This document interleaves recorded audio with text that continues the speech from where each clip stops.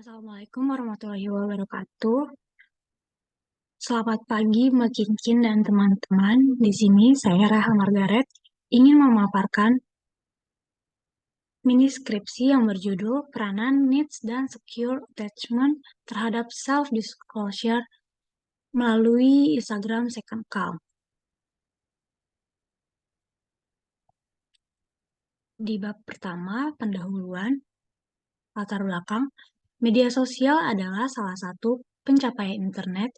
Media sosial mengajak semua orang untuk berpartisipasi dengan memberikan masukan secara terbuka, meninggalkan komentar, dan berbagi informasi secara cepat dan tanpa batasan. Tidak dapat dipungkiri bahwa media sosial mempunyai dampak yang sangat besar terhadap kehidupan seseorang. Yang awalnya kecil bisa menjadi besar dengan bantuan media sosial dan sebaliknya. Bagi masyarakat, khususnya anak muda, media sosial telah menjadi sebuah kecanduan yang memaksa penggunanya menghabiskan hari tanpa membuka media sosial. Generasi milenial yang lahir bersamaan dengan teknologi, pendekatan terhadap teknologi termasuk saat ini, internet dan media sosial menjelaskan bahwa rata-rata generasi milenial memiliki tingkat keterbukaan yang berbeda-beda, karena setiap orang memiliki kepribadian yang tidak bisa sama persis. Kedua, mereka dapat dengan bebas mengungkapkan pendapatnya dan membagikan apa yang ingin mereka bagikan. Akun kedua dapat membantu Anda lebih percaya diri dan terlihat lebih besar dari akun pertama, serta menghilangkan perasaan tidak aman. Komunikasi massa adalah komunikasi melalui media atau media cetak dan elektronik. Pada awal perkembangannya, komunikasi massa diawali dengan berkembangnya alat komunikasi massa tutur. Media dibuat dengan bantuan teknologi modern. Media memperlakukan pencapaian teknologi modern sebagai saluran komunikasi massa. Untuk menghindari kebingungan dan perbedaan persepsi tentang massa, ada baiknya kita membedakan antara pengertian massa dan komunikasi persepsi tentang massa. Dalam pengertian umum, massa dalam pengertian komunikasi massa lebih mengacu pada penerimaan pesan-pesan yang berhubungan dengan media massa. Oleh karena itu, massa di sini menunjukkan kepada khalayak, audiens, penonton, pemirsa, dan pembaca. Instagram adalah sebuah aplikasi berbagi foto, dimungkinkan pengguna mengambil foto, menerapkan filter digital, dan membagikan berbagai jejaring sosial, termasuk itu milik Instagramnya sendiri. Kelahiran Instagram pada tahun 2010 dan didirikan oleh dua orang teman, Kevin Systrom dan Mike Krieger. Tujuan utama Instagram adalah salah satunya adalah media preferensi masing-masing orang yang ingin mengiklankan kegiatannya, benda, tempat, atau diri mereka sendiri dalam bentuk fotografi. Akhir-akhir ini banyaknya bermunculan fenomena second account Instagram yang sering digunakan oleh seseorang untuk membukakan diri pada orang lain.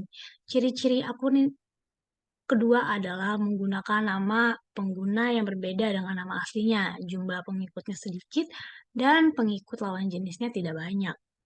Topik ini tentunya sangat menarik untuk dibahas karena pada penemuan-penemuan selanjutnya tentang akun Instagram kedua, banyak orang yang menggunakan nama samaran pada akun-akun tersebut yang biasa disebut dengan nama samaran. Menurut KBBI, penggunaan akun Instagram yang kedua adalah akun yang menggunakan nama samaran atau bisa dikatakan menggunakan identitas palsu. Hal ini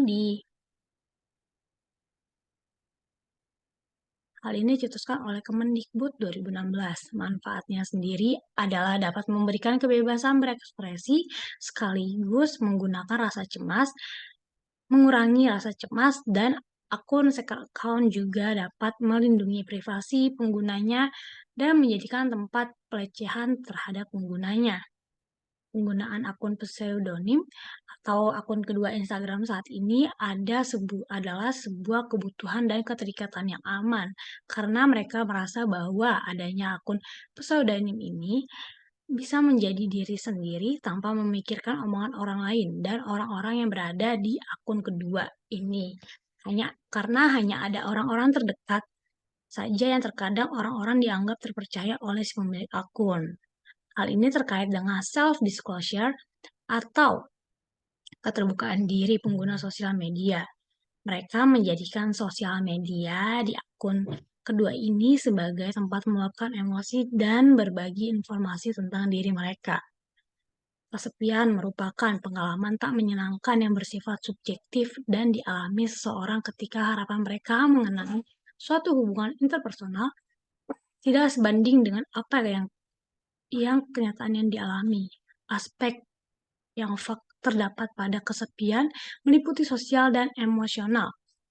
Faktor yang mengalami kesepian diantaranya adalah ketidakmampuan personal, permasalahan di masa perkembangan, tidak terpenuhinya kebutuhan akan hubungan akrab, pindah ke tempat baru atau perpisahan, dan marginalitas sosial.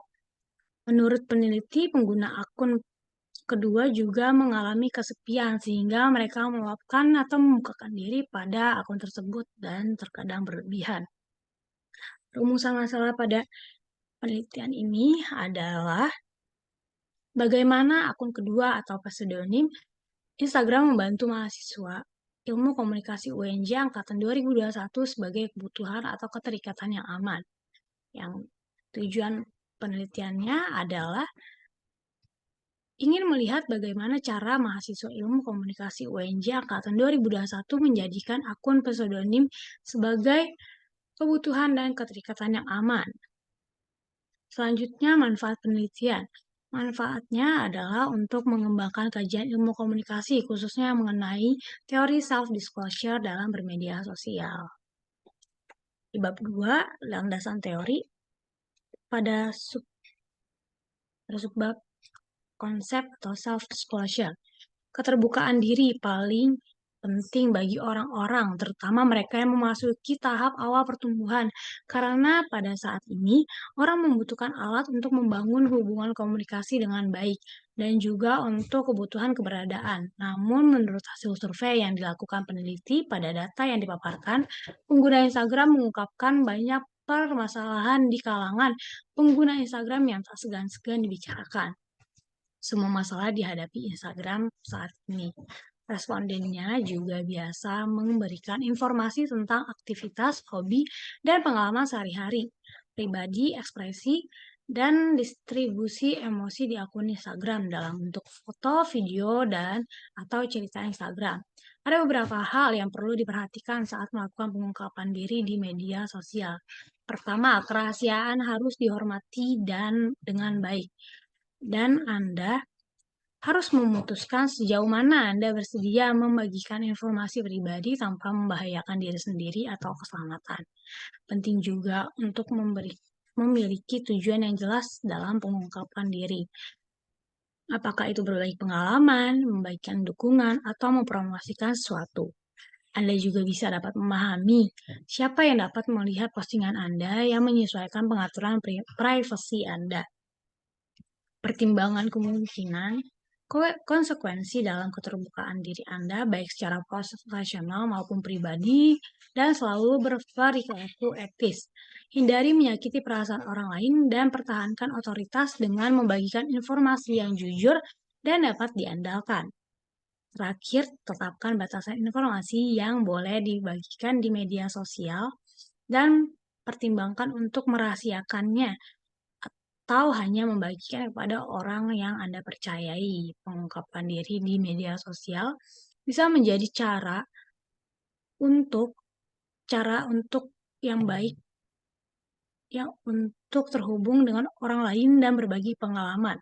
Namun penting untuk melakukannya dengan bijak dan mempertimbangkan konsekuensinya terhadap keterbukaan diri telah menjadi fokus penelitian di bidang psikologi, komunikasi, dan sosiologi serta beberapa sarjana telah memberikan kontribusi pentingnya pemahaman. Salah satu kontribusi besar diberikan oleh Irwin Altman dan Dalmas Taylor yang mengembangkan self-disclosure teori pada tahun 1973. Dalam teori ini, mereka menjelaskan self-disclosure sebagai proses bertahap yang melibatkan pengungkapan informasi pribadi kepada orang lain dalam konteks hubungan interpersonal. Kedua, ada akun pseudonym atau akun kedua, yang merupakan hal yang masih mungkin terdengar asing di telinga beberapa orang. Namun, untuk orang yang sudah lama bermain Instagram, mungkin adalah hal yang biasa terjadi pada pengguna akun kedua. Akun kedua merupakan akun yang dipakai oleh penggunanya, bukan menggunakan nama asli. Beberapa orang memilih menggunakan nama samaran untuk menjaga privasi mereka, agar mereka merasa lebih bebas untuk mengekspresikan pemikiran mereka tentang topik tertentu, atau bahkan hanya untuk menciptakan identitas online yang berbeda. Secara umum, penggunaan akun Twitter desktop dapat memilih nama panggilan apapun sebagai nama penggunanya, selama nama-nama tersebut tersedia dan belum digunakan oleh pengguna lain.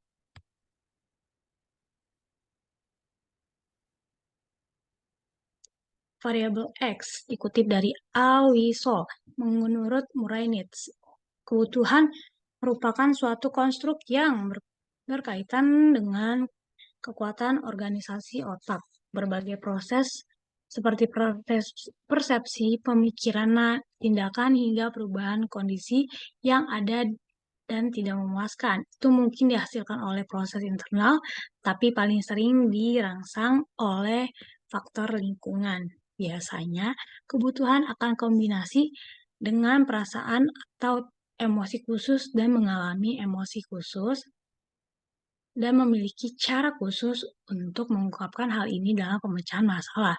Kelekatan adalah derajat keamanan yang dialami hubungan interpersonal. Jadi kelekatan merupakan derajat keamanan seorang pengasuh dan individu dalam mengasuh anak yang dapat mempengaruhi baik buruknya perilaku interpersonal anak semasa hidupnya. Variabel Y, menurut DeVito 2011, self-disclosure adalah bentuk dari komunikasi pengungkapan informasi mengenai diri yang seharusnya disimpan dan dirahasiakan, justru malah dikomunikasikan kepada orang lain. Menurut Taigan 2012, pengungkapan diri adalah proses pengungkapan pribadi kepada orang lain atau sebaliknya. Salah satu tipe komunikasi informasi mengenai diri yang biasanya cenderung disembunyikan dari orang lain, self-disclosure sendiri merupakan sebuah proses pengungkapan informasi mengenai pribadi diri sendiri kepada orang lain dan sebaliknya. Hal itu juga menjadi tanda hal yang positif maupun negatif komunikasi antar keduanya jika melihat keterbukaan diri yang terjalin dalam komunikasi tersebut. Self-disclosure sendiri merupakan sebuah proses pengungkapan informasi mengenai pribadi diri sendiri kepada orang lain atau sebaliknya.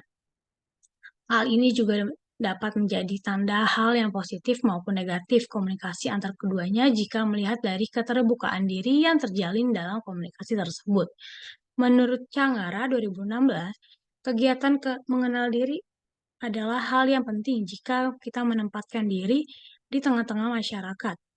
Dengan mengenal diri, kita dapat mengetahui kelebihan dan kelemahan yang ada dalam diri kita. Untuk memahami diri sendiri, Joseph Louf dan Harigon Ingham memperkenalkan sebuah konsep yang dikenal sebagai Johari Window, sebagai sebuah kaca jendela yang terdiri dari 4 bagian antara lain wilayah terbuka, wilayah buta, wilayah tersembunyi, wilayah tak dikenal. Metode penelitiannya adalah pada variabel X1 dan X2 adalah kebutuhan dan keterikatan yang aman. Variabel Y adalah self-disclosure. Hipotesis teorinya, dalam penelitian ini terdapat peranan needs dan secure attachment terhadap self-disclosure melalui Instagram second account.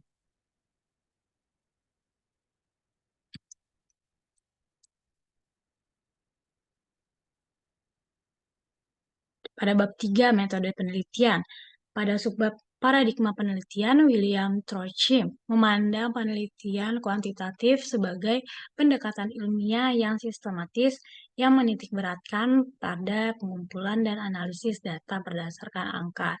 Ia menekankan pentingnya perencanaan penelitian yang cermat, analisis statistik, dan etika dalam menghasilkan temuan yang dapat digeneralisasikan ke populasi yang lebih besar. Dalam pendekatan kuantitatif, penelitian menggunakan metode terstruktur dan normal untuk mengumpulkan data yang dapat diukur dengan menggunakan instrumen standar seperti kuesioner. Data yang terkumpul kemudian dianalisis menggunakan metode statistik untuk menguji hipotesis dan menjawab pertanyaan penelitian. Dan yang kedua adalah pendekatan penelitian.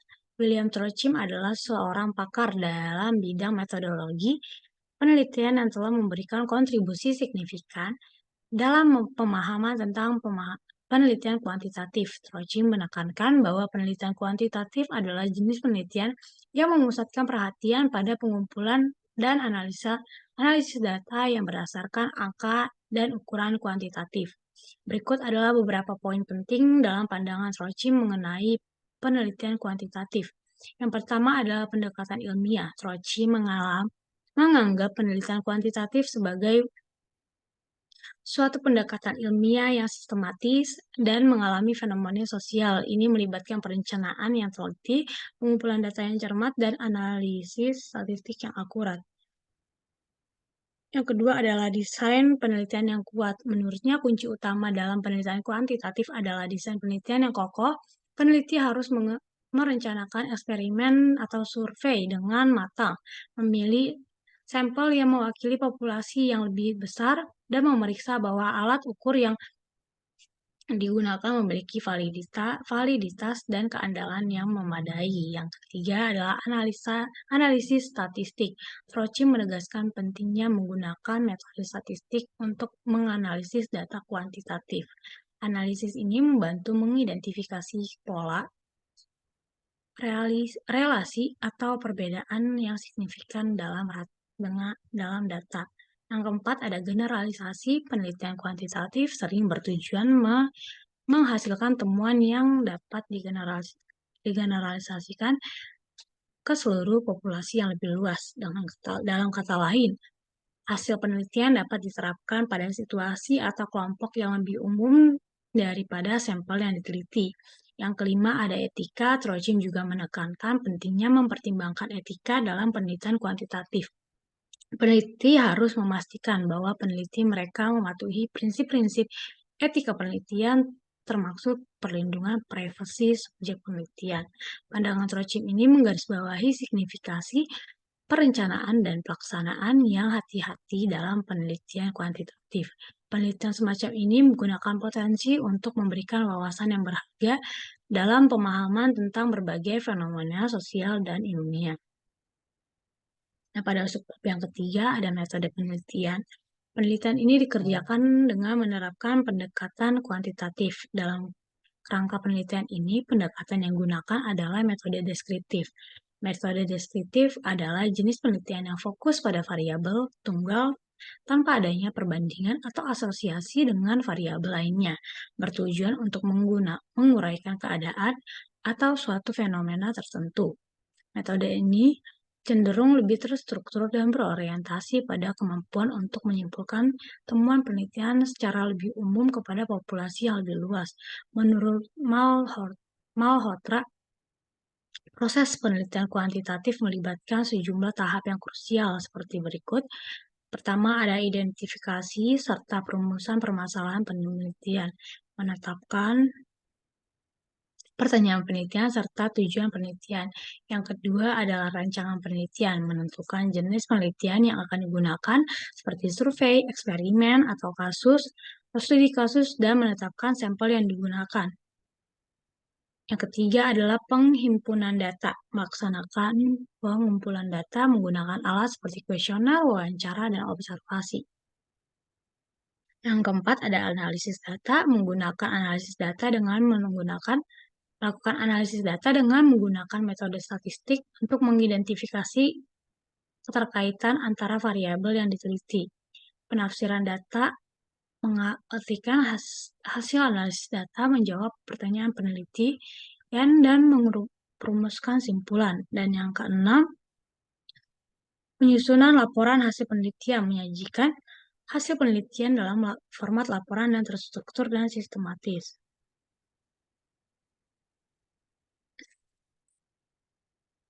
Populasi, sampel, dan teknik penarikan sampel. Di populasi merupakan sebuah kelompok orang atau objek yang memiliki informasi yang dicari oleh peneliti dan akan dibuat kesimpulan berdasarkan statistik sampel.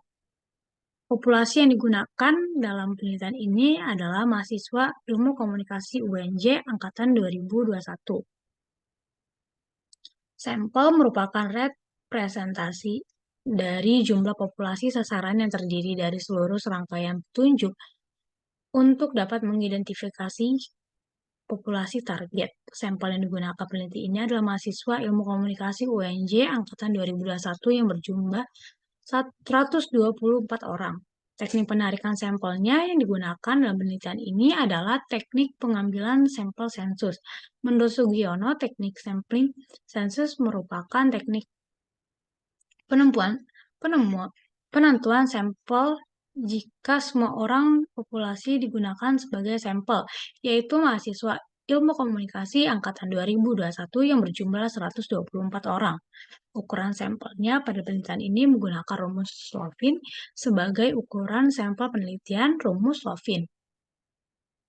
N sebagai jumlah sampel, N kecil sebagai jumlah sampel, N besar sebagai jumlah populasi, dan N sebagai nilai presisi.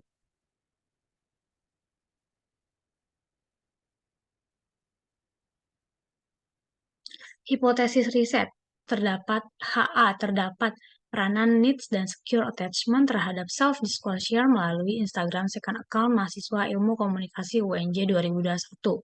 HO tidak terdapat peranan needs dan secure attachment terhadap self-disclosure melalui Instagram second account mahasiswa Ilmu Komunikasi UNJ Angkatan 2021. Hipotesis statistiknya, metode pengumpulan data penelitian dengan judul peranan needs dan secure attachment terhadap self-disclosure melalui Instagram second account menggunakan metode pengumpulan data primer yaitu kuesioner atau angket. Metode pengukuran data. Yang pertama ada validitas.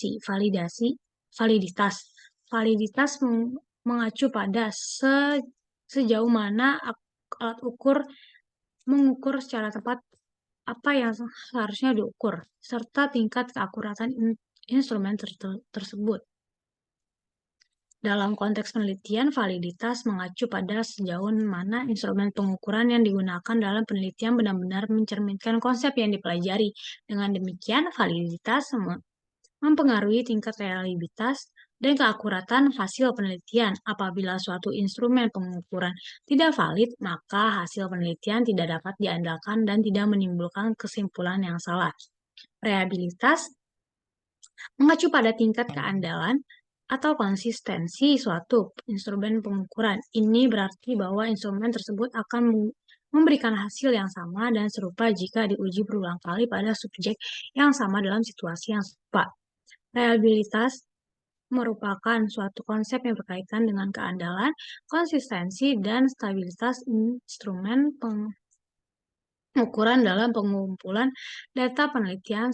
Semakin tinggi tingkat reliabilitasnya, maka hasil pengukurannya akan semakin dapat diandalkan, meskipun pengukurannya dilakukan pada waktu yang berbeda, pada objek yang berbeda, atau pada situasi yang berbeda. Oleh karena itu, penting bagi peneliti untuk memastikan bahwa instrumen atau ukuran yang digunakan memiliki tingkat reliabilitas yang cukup untuk menjamin keakuratan hasil penelitian. Metode analisis data. Analisis data unvariate memiliki tujuan untuk menggambarkan dan merangkum data hasil pengukuran dalam bentuk yang lebih informatif, sehingga data tersebut dapat memberikan wawasan yang bermanfaat. Peneliti akan menyajikan dan menjelaskan data dari hasil uji coba melalui SPSS. Yang kedua ada analisis data bivariat. Analisis data bivariat merupakan metode statistik yang digunakan untuk menilai keterkaitan atau hubungan antara dua variabel dengan mengevaluasikan sejauh mana kedua variabel tersebut berkorelasi. Yang ketiga, selanjutnya ada keterbatasan serta kelemahan peneliti. Karena penelitian ini bertujuan untuk mengetahui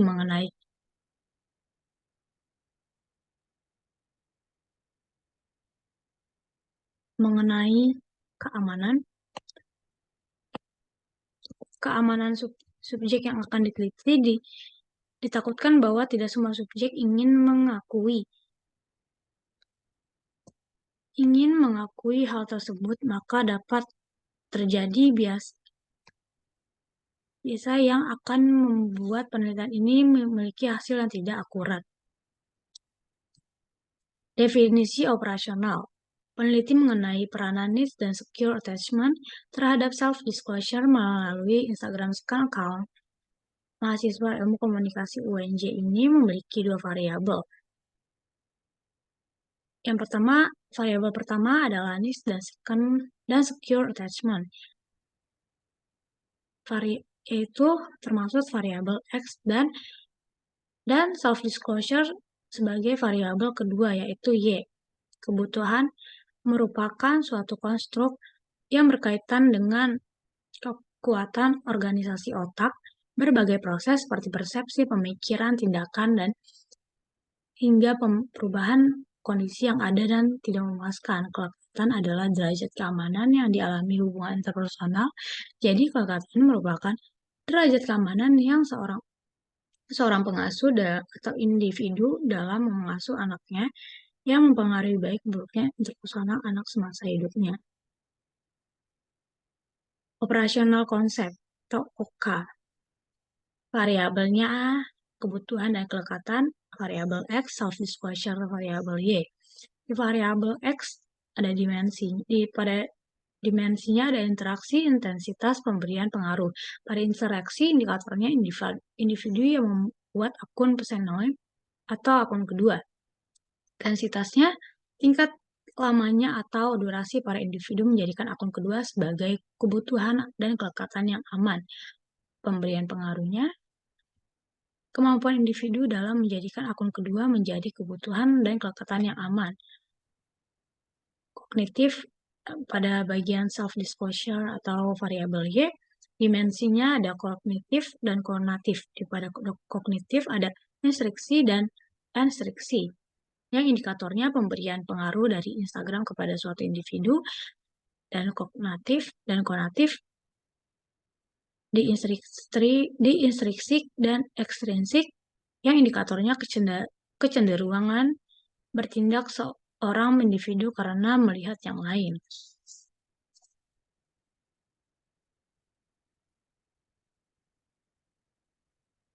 Sekian dari saya, kurang lebihnya mohon maaf, terima kasih.